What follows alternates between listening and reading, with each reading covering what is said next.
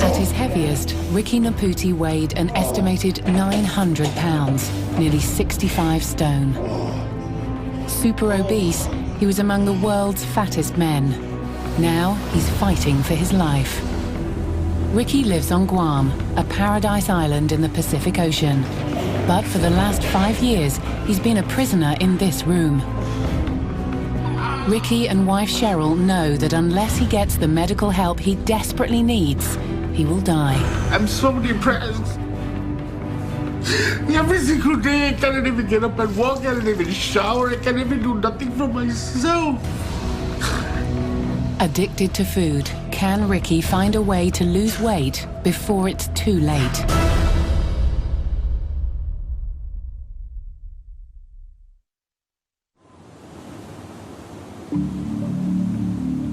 Ricky and Cheryl live in a small rented apartment on the east side of Guam. The ocean may be just a half-mile away, but it's years since Ricky's seen it. The last time I actually got out and enjoyed myself was 7 years ago. I miss feeling the sun in my face, miss showering, feeling that water, run down my body. Ricky spends all day in bed. He can do virtually nothing for himself. His wife Cheryl shops and cooks for him. She helps him to go to the toilet and cleans up the mess after him. She washes and powders him. She tends to his every need. It is a labor of love. It's just like taking care of a overgrown baby. This is how incapable Ricky has become. It's embarrassing for him and not much fun for Cheryl. But it's a measure of the bond between Ricky and his wife. I'm not a headrest. They desperately want to have children, but with Ricky the size he is, it's a physical impossibility. I'm a born-again virgin, 6 years long. Yeah, we haven't consummated our marriage. We haven't consummated our marriage the correct way. If God permits that Ricky and I were to have a family, then that's good for us. I just want to have one and no one and feel that love, that... You're sick. I really want a kid. Ricky once consumed an estimated 10,000 calories every day, 4 times the healthy intake. Even now, he just can't say no to his favorite food. Rice, chicken, ginger, onions. It's delicious. If it's delicious, it's not good for me. This is Filipino-style lumpia. And this is shish kebab. Well, it's missing the vegetables.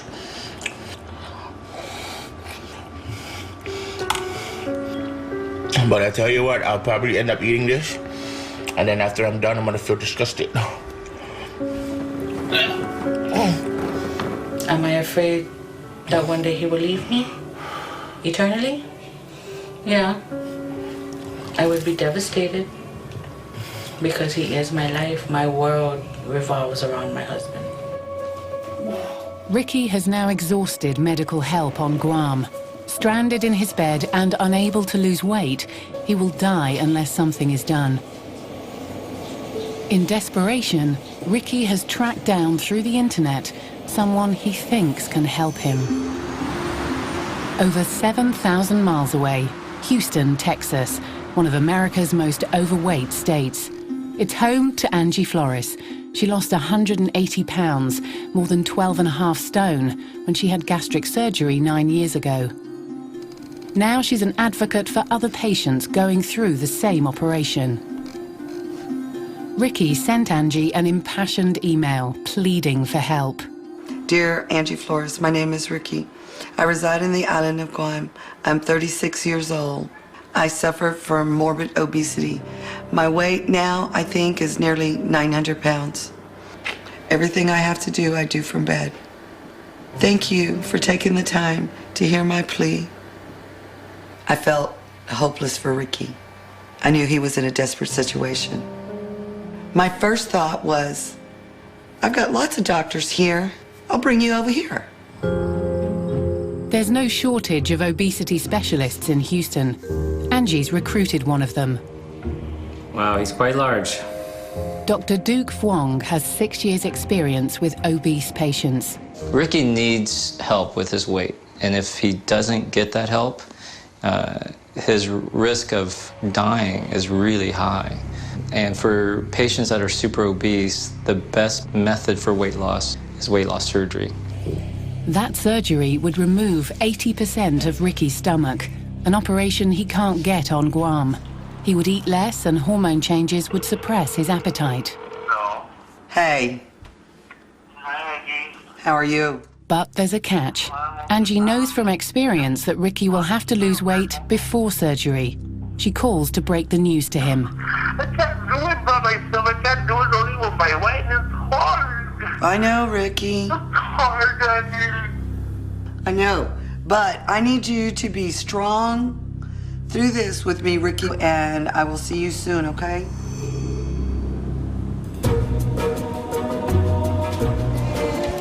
Ricky's reaction to trying to lose weight on his own is so desperate that Angie has decided to go to Guam herself. Doing good? Yeah. We've got to figure out what it is that we have to do to make you healthy. To get Ricky healthy, it's important to know precisely what he weighs now. Angie has brought a set of specialist scales with her from Texas. It's not going to be easy.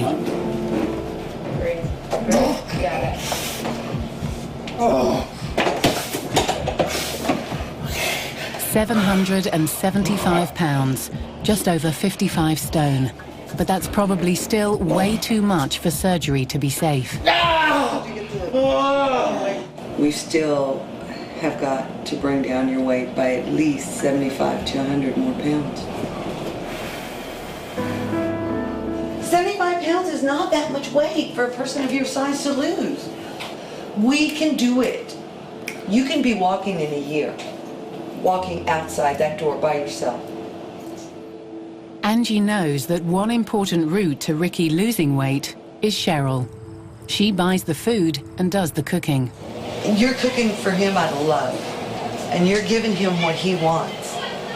But I need you to give him what he needs, not what he wants. But Cheryl finds that hard. Even though Ricky needs an oxygen machine to keep him going, he's still able to dominate his wife.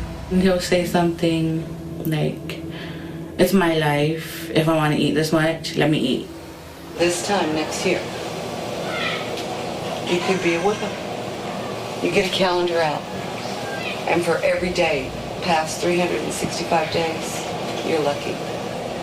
Anytime you put something on this stove, you think, am I taking one of those days away?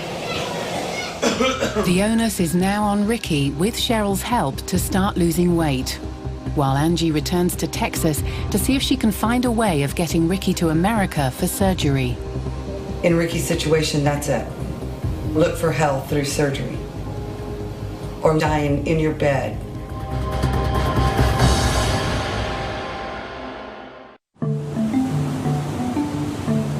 Guam has a population of 180,000. 6 out of 10 adults here are overweight or obese. The indigenous Chamorros are a thick-set people with a diet to match. Despite Angie's appeal to Cheryl to stop feeding her husband the wrong food, she still comes here to buy Ricky's favorite Chamorro meals. Ricky loves banana lumpia.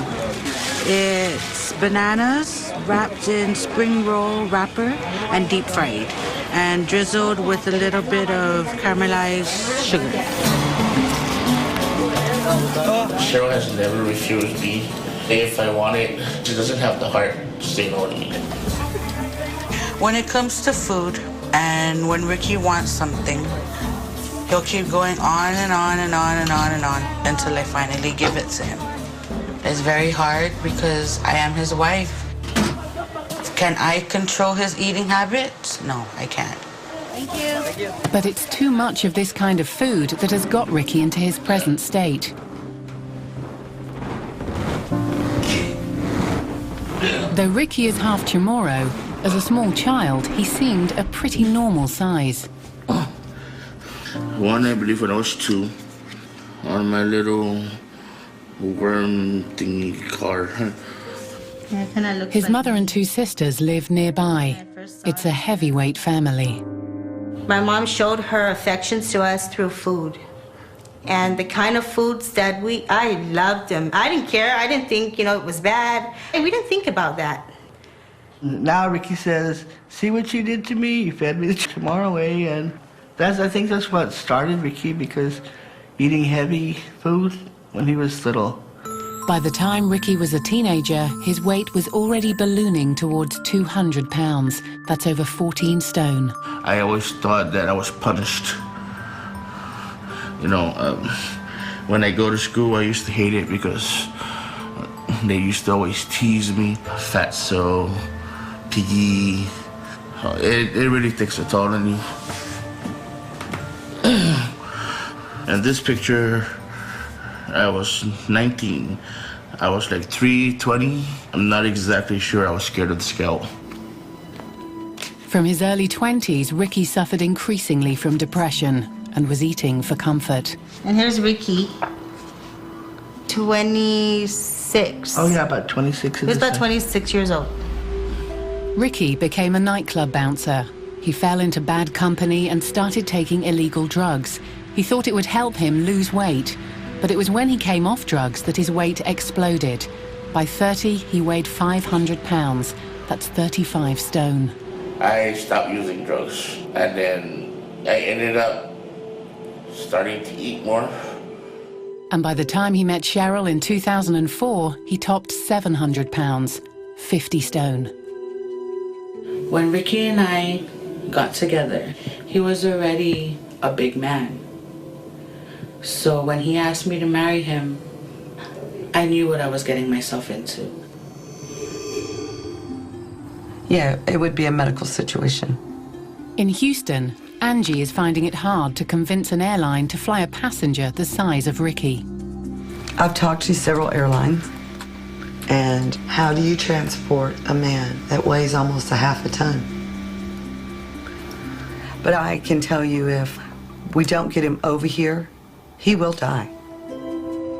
But Angie has persuaded Dr. Duke Vuong to travel with her to Guam to examine Ricky.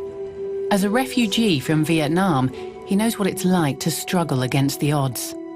Ricky's story is a lot like my own story. I feel quite strongly that he and I will be able to relate to each other in terms of being poor with limited resources and limited opportunities. And I feel a lot of kinship with him to that regard, that he's trapped. And I'd like to see if I can offer Ricky help. The key is to get Ricky in a safe position to have surgery. And that doesn't mean just make him lose weight. That really means improving, empowering, strengthening him, prove to him that he can do it, that it's up to him, the choice is up to him.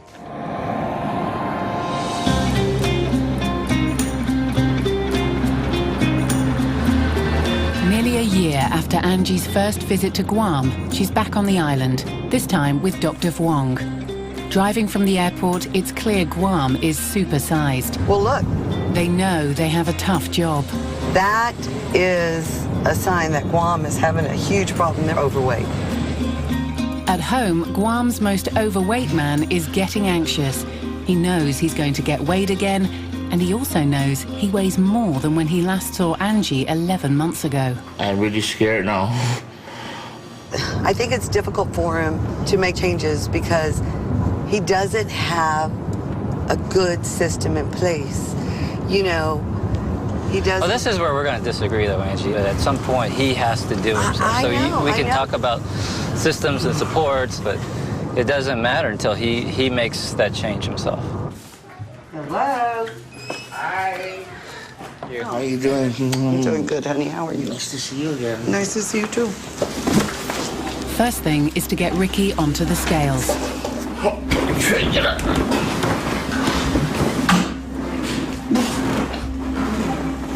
Good. Hold on. Getting off the bed is almost beyond him. Let's turn on the fan and turn on the air. You get it nice and cool. Ricky, take your time. barely on. I don't want to push this. One more time. See what you get after. Yeah, this is your last.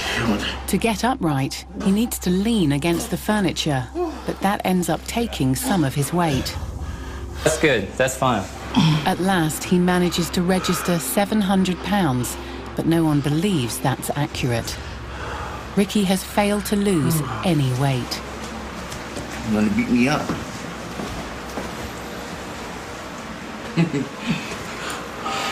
I'm upset and I feel really bad for Ricky. He didn't accomplish what he wanted to. In fact, I think he gained weight. In fact, I know he gained weight. I don't know if he's committed. I kind of want to understand what's fueling you. It's hard, you know. No, it's easy. No, it's hard being stuck here. I It's understand. hard when I can't go nowhere. It's hard when I'm so depressed. I understand. I'm being stuck in this bed every single day. Every single day, I can't even get up and walk. I can't even shower. I can't even do nothing for myself. I understand. I know it's tough, and I know you feel like you've been working it, but I'm here to tell you you've been doing it all wrong, Betty. Can we take a little break first? I need to cool off my head. I'm really getting hot. Let's turn the fan on. You want the fan back on, bud? Yeah, please.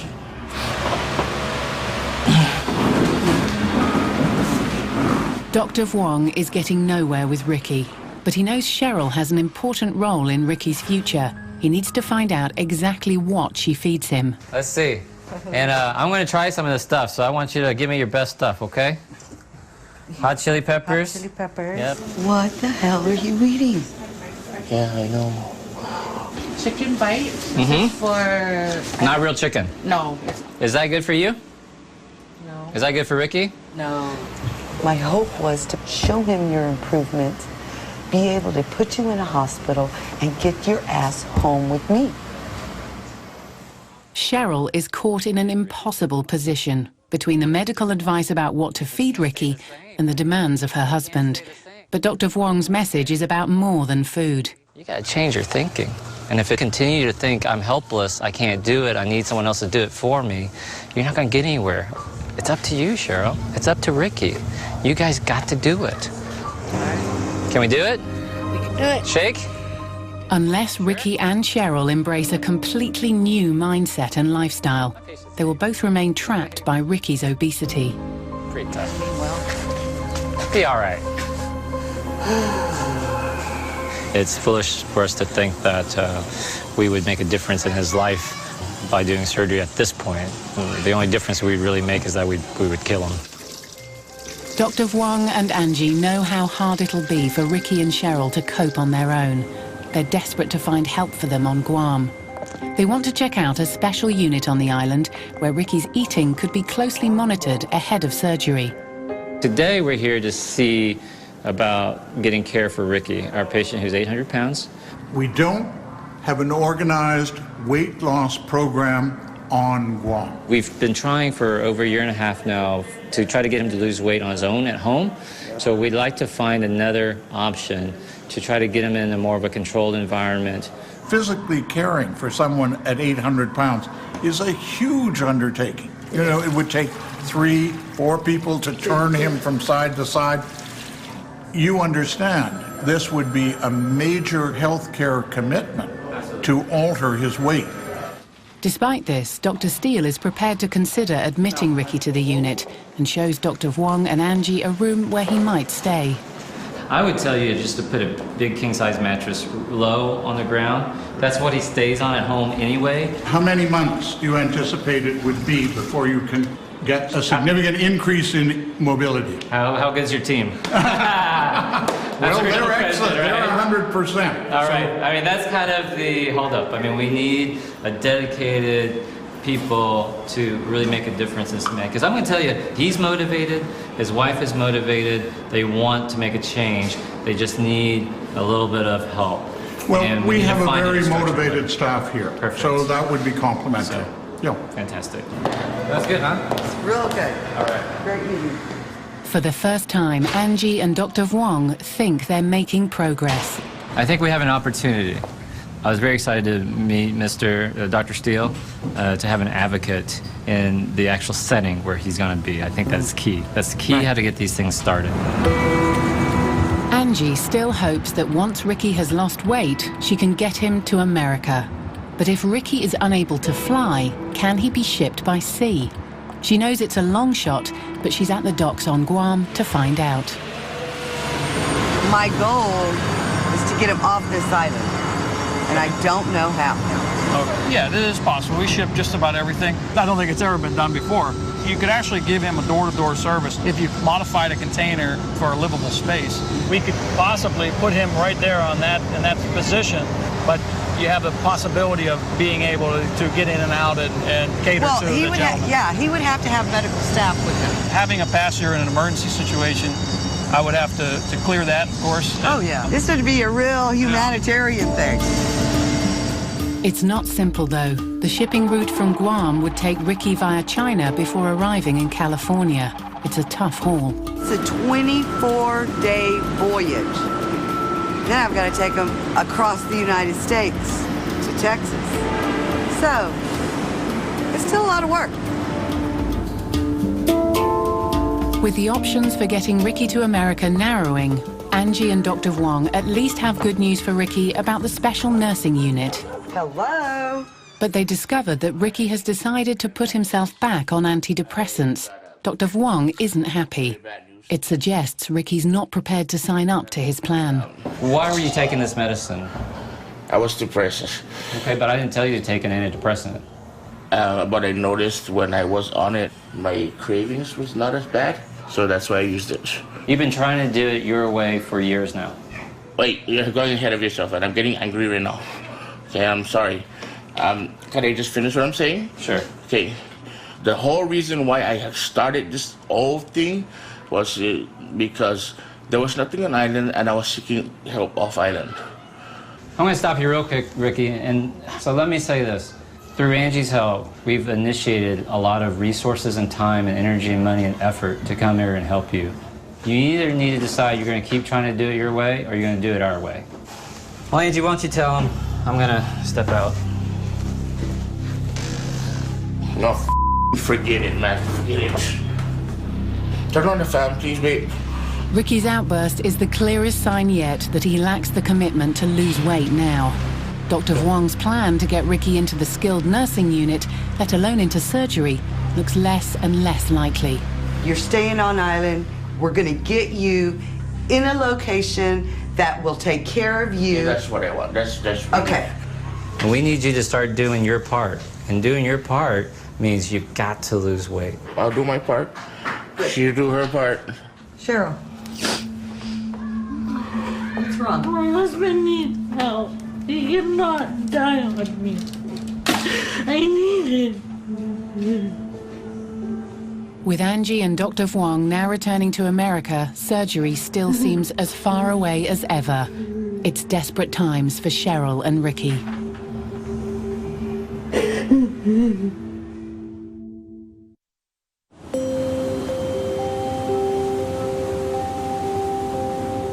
It's 3 months since Angie and Dr. Wong left Guam, telling Ricky he must lose up to 150 pounds, more than 10 stone, before he could be considered ready for life-saving surgery. Ricky's hoping he'll be admitted to a local clinic, where his eating will be closely monitored. Dr. John Steele, the man who runs the clinic, has decided to gauge the size of the problem for himself. Well, you're a big fellow. Yes. How about his hygiene? One's overwhelmed as soon as you see him with his sheer size. How about standing? Are you able to stand? He's far bigger than anyone Dr. Steele's unit has treated before, but he understands the difficulties Ricky and Cheryl are facing. We have a good feeling about you and the problem that you've had for this long time, and the fact that you haven't been able to control it, you and your wife. How is your diet regulated? We have actually a habit that is kind of hard to break. Okay. If we can separate them away from their home, that setting and that habit, then I would hope that he'd be able to follow a diet, a sensible diet, that would begin his weight loss.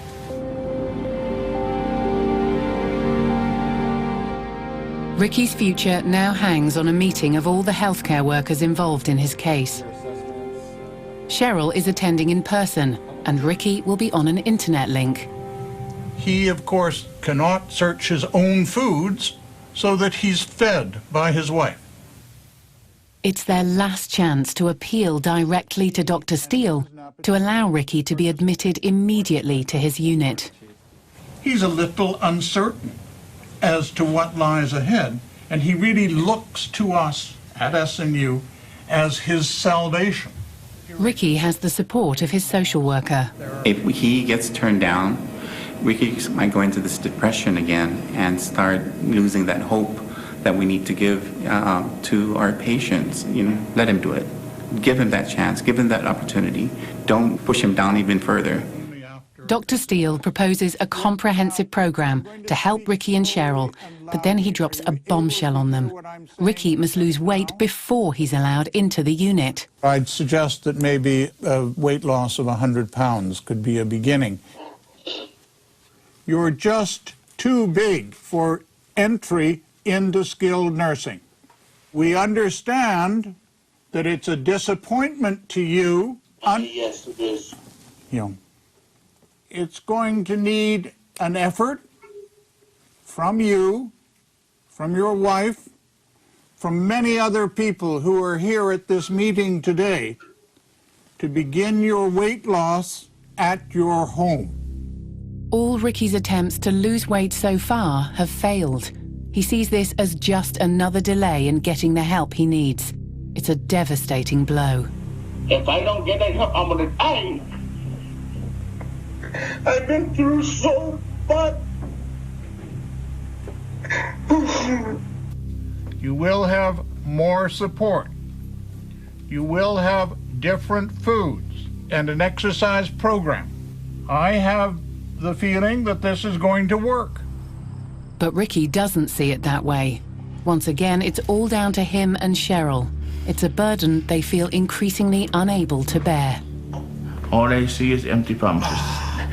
One step forward, 10,000 steps back. Another 6 months have passed. Ricky has still not lost sufficient weight to get into the special clinic. But at home, there are major changes. Ricky is moving into his own room. It'll give him and Cheryl more living space. Essentially, I don't have privacy. I'm a big person, and sometimes, when I lie down exposed. A wall has been knocked down and double doors built, so in an emergency, Ricky can be moved out quickly and safely. Local firefighters are called in to do the heavy lifting. Once we got to the scene, I wasn't prepared for it. Then we had to improvise because a lot of the equipment we had is pretty much useless. Lift. Came off a plan, just using his own mattress and a couple ropes as we used for slings, and just got the men underneath him. And good old-fashioned manpower, we were able to pull it off, without causing any stress on Ricky. All right, Rick, use your legs. If it takes this much effort to get Ricky into the next room, how can he possibly be transported to America? It's a move that could kill him. It's now nearly 2 years since Angie first went to Guam. She's finally given up any chance of getting Ricky to America. The long journey is too dangerous by plane or sea. Undeterred, she has another plan for Ricky. If I can't get him to the U.S., the next logical place to take him is to Australia. Brisbane, Australia is just a 4-hour flight from Guam, a quarter the distance to America, and one of the world's leading obesity surgeons works here. George Hopkins has performed thousands of operations of the kind that Ricky needs. In the super obese patient, the sleeve gastrectomy, most people in this subspecialty would agree that that's the best option because it dramatically reduces gastric capacity whilst having very few follow-up issues that could complicate life. And certainly a patient like Ricky, that would be the operation that I would offer. There you go. So that's how much of the stomach we've taken out. And essentially, that's why it works. I regard obesity as an issue a little bit like alcoholism. No one at Alcoholics Anonymous ever says you're cured, and I think the very same applies to obesity. If Ricky can't be moved to Dr. Hopkins' operating theatre in Australia, he has another radical plan. We can consider the surgical team going to the local area. Now, there are certain advantages with the surgical team going to the local area, because obviously, one, the logistics of transport of the patient are reduced. But Dr. Hopkins has a busy operating schedule. It'll be months before he can leave for Guam. It's a frustrating time for Ricky and Cheryl. There's no word to explain how sick and tired I am of things not moving as quickly as it's supposed to. I'm surprised that she's was around this long. I mean, every other person would have left. Every other person would have just wouldn't even deal with it. I need to lie down, I'm hurting.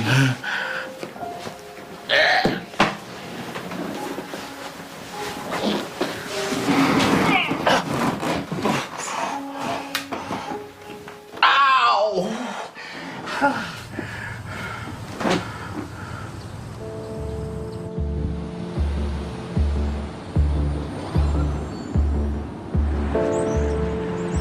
3 months later, George Hopkins and his anaesthetist, David Trappett, arrive on Guam. This could be Ricky's last chance to get the surgery he needs. But they have an uncompromising message for him. These surgical interventions have their risks, which include death. Yeah. I mean, we're not going to offer to do something unless we think the risk is acceptable, but he and his wife have got to be willing to accept that risk as well. I think David would agree with me that probably expecting you to live beyond 45, 50 at your current rate of weight gain is unlikely. So we are doing this to literally save your life. That's one of the reasons why I want to try and do something. Yeah. Because for myself, for my wife, and for my future. Yeah. Dr. Hopkins gets Ricky to stand so he can examine him more easily. And he does. 1 second. It's the first sign that at last, after 2 years, Ricky just might be losing some weight. But is his body up to the rigors of surgery? The question is whether there may or may not be a hernia in... It's hard inside there. It's been hard for a long time. That hardness is just the weight and the sag. What I want to do, Ricky, is just feel where I can, if I can feel your rib cage.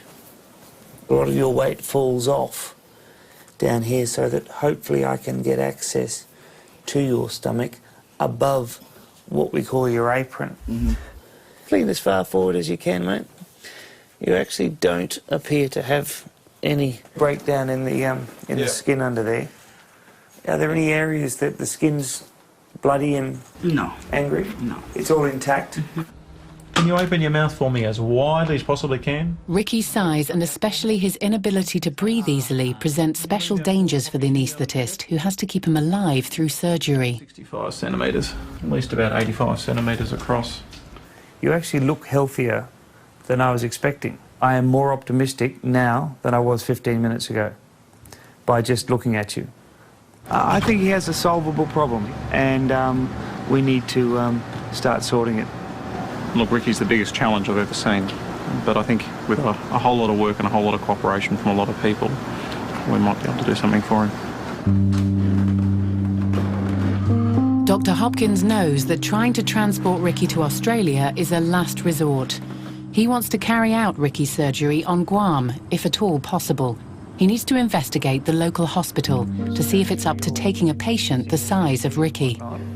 Transferring this guy is going to be a really big deal. What we've done on one occasion in Australia is do the operation on a bariatric bed that is pre-op, op, and off to ICU. Well, for us, we would have to because we have no other beds that he would fit. Okay, well, that's so a that pretty... bed would have to be that way. From the surgeons that I met, the anaesthetists that we've met, they are all essentially on board that this is a doable project. This is one of the biggest ones, so if you did do the surgery. We have logistical issues still to factor in, but this hospital is capable of doing this procedure. I think there's people here who think that they're going to get something out of it as well. Yep. And a transfer of expertise and knowledge to help them do something long-term for the people of Guam. Dr. Hopkins returns to Ricky and Cheryl with the good news about the hospital. Hello, Ricky. We're back. But before he'll consider surgery, he wants an undertaking from them, and it's not a new one. We need a concerted commitment from you guys that you will reduce your intake and improve your mobility over the next few months. Cheryl, you tell me what you think, but the brutal truth is that you provide him with his foodstuffs. We need you to understand this as well as Ricky, and I know Ricky asks for and eats what you give him. I'm the one that's preparing everything. I'm the one that's shopping. I'm the one that does everything. Yeah. So ultimately, if it fails, it's my failure. It's a weight weight on my shoulders. It's both of you. That's why. See, it's not both of us. If you really, really look at it, it's not the both of us. It's me. Just you. It's just me. Dr. Hopkins issues an ultimatum. It's got to start here. I mean, if you tell me it can't, that's fine, but we're gone. David and I are basically saying to you that we will come back if we get confirmation that you can walk 20 feet. We need to get your weight down 150 pounds. Do you think you could achieve that? Ricky has heard this all before. It's the same demand that everyone else has made. I've always been committed to try and do what I need to do. The only problem is that every time I try to do what I need to do, I always get accused of not doing it. I think you need to turn to Cheryl and say, Cheryl, I need your help, but this has got to be driven by you. Okay? Cheryl, though, has had enough. She's exhausted, and it seems to her that she's getting the blame again. Cheryl, you happy with that? It's whatever. I really don't care. I'm sorry. That's how I feel. I'm honestly not sure whether those two are going to be able to achieve what we need them to achieve. Clearly we've upset Cheryl. I'm a surgeon and not a social worker, and we're going to need to get them help to get them ready for surgery. He may never be ready for surgery. The Australian doctors return home. For more than 6 months, they wait for news that Ricky is losing weight, while they try to get the necessary license to operate on Guam. Then, one night, Cheryl makes a call to the emergency services. He's not responding to me. So, do you feel a pulse? It was okay. I don't know what happened. I was just laying here.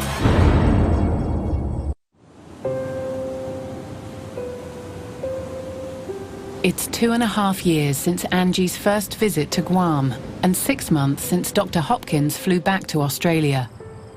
He's still waiting to hear if Ricky has lost weight. Ricky is waiting for news about his surgery. The strain was too much for Cheryl. She moved out. Then, 3 weeks later, she returned to discuss the state of their marriage.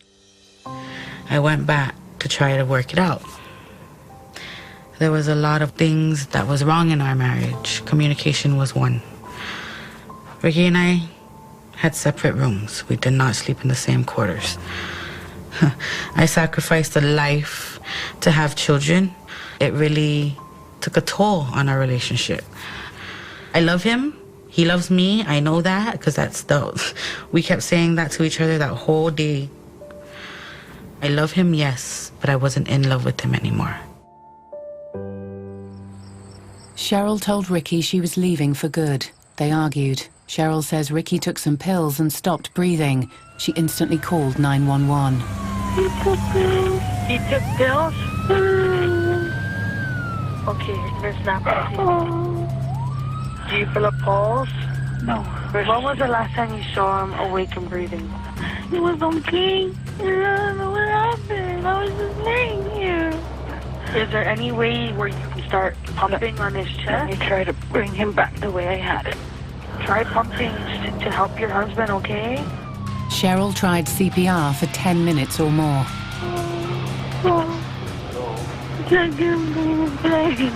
Naputi, are they there? Yeah. When the emergency services arrived, they tried for nearly an hour to revive Ricky, but without success.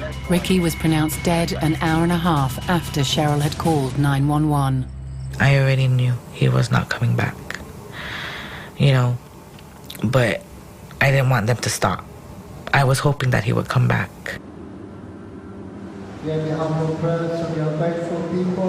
A memorial service for Ricky was held in the local Catholic church. Now he's in a good place and he has all the food he wants and he's with his family, Angie Flores, who'd worked with Ricky over a 4-year period, flew to Guam to be with his family. Glad to see you're doing well. You know what else started with you? I truly thought the next time I would be here was to get Ricky off this island and get him the help he needed, not to come back for his funeral services. In Brisbane, Australia, the man who might have saved Ricky still believes surgery was his only escape from his obesity. I was terribly upset on a personal level. And to be honest, this is a chap who I met who I made a pact with that I would try to help him.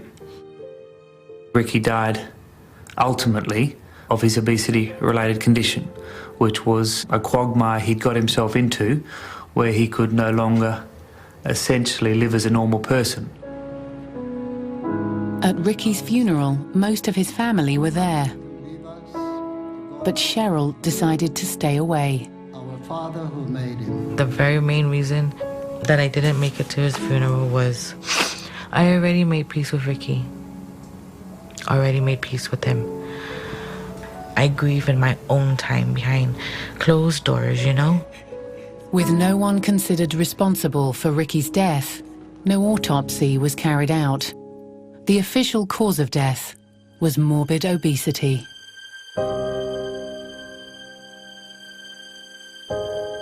I do hope that you'll be able to help, other people with his same problems that he has, and they'll try to get the same help that Ricky tried to get, and hopefully they will end their journey in a good way. If we put the story out, maybe people would start looking and thinking, and then they take a look around, oh my God, we're all in this category. So it'll be nice that families can actually be educated. Ricky's not by any stretch an isolated case. It really did seem obvious to me that the morbid obesity rate in Guam was really quite exceptionally high. Everywhere we looked, in fact, there were people who would fit my criteria for surgical intervention. You've got to intervene before people become immobile and so obviously on a course of destruction. Obesity is a disease, and we need more help for people who are suffering like Ricky, and I hope his story and his journey helps someone else.